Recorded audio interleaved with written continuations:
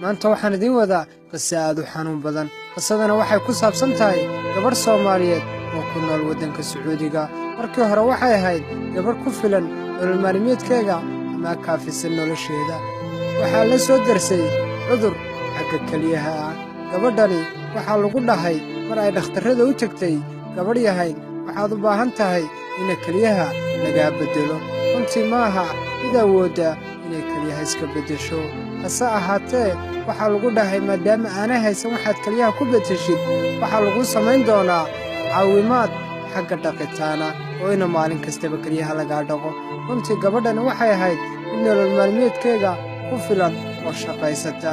maalinba maalinta ka sii dambaysa xanuunkii waxa uu ku noqday mid ku soo siyaada. dhakhaatiirtu waxay ku dhaheen ma awoodno inaan wax kuu qabanno ama aanan ku caawinno.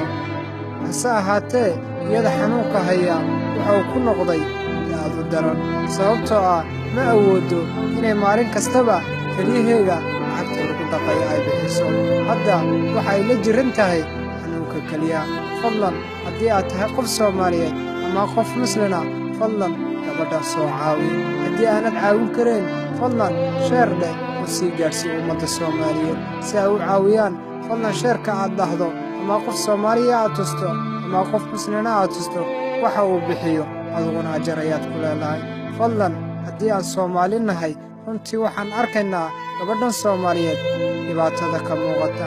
fadlan sheer dheh u gaadhsii ummadda Soomaaliyeed. wassalaamu calaykum waraxmatullaahi wabarakaatu.